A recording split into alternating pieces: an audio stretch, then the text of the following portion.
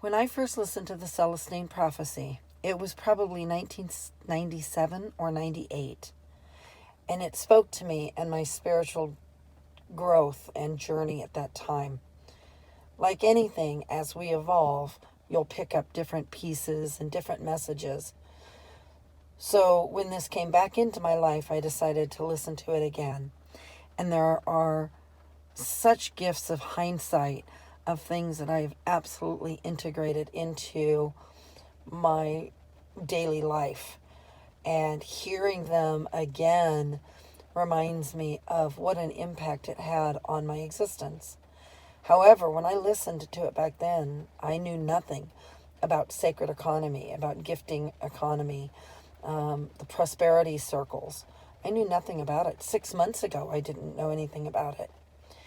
Now, in listening to it and hearing the ninth insight, which happens to be on the 7th CD of the and the 4th track, specifically hits home.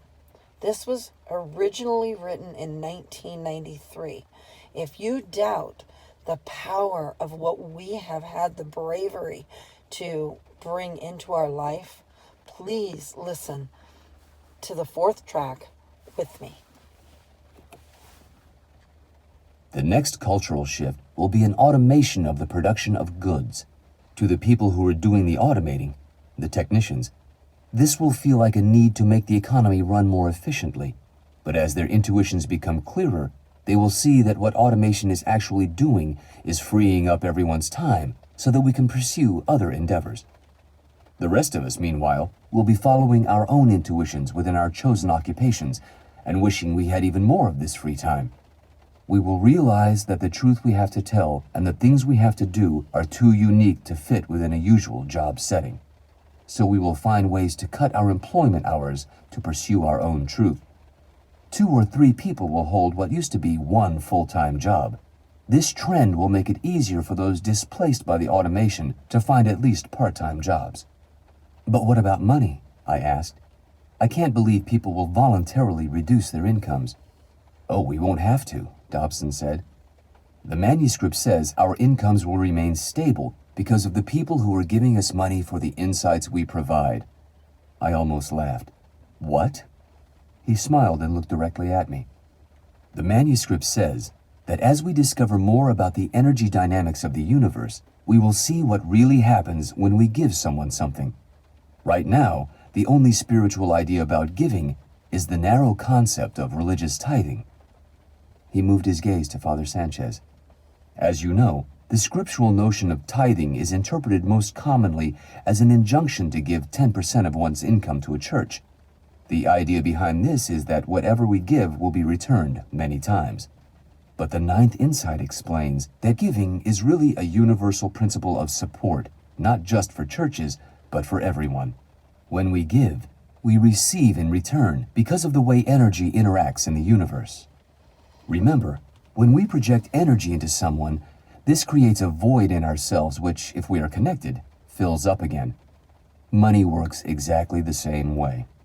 The ninth insight says that once we begin to give constantly, we will always have more coming in than we could possibly give away. And our gifts, he went on, should go to the persons who have given us spiritual truth. When people come into our lives at just the right time to give us the answers we need, we should give them money.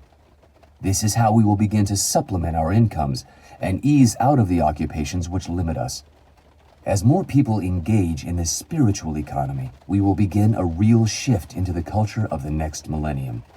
We will have moved through the stage of evolving into our right occupation and will be entering the stage of getting paid for evolving freely and offering our unique truth to others.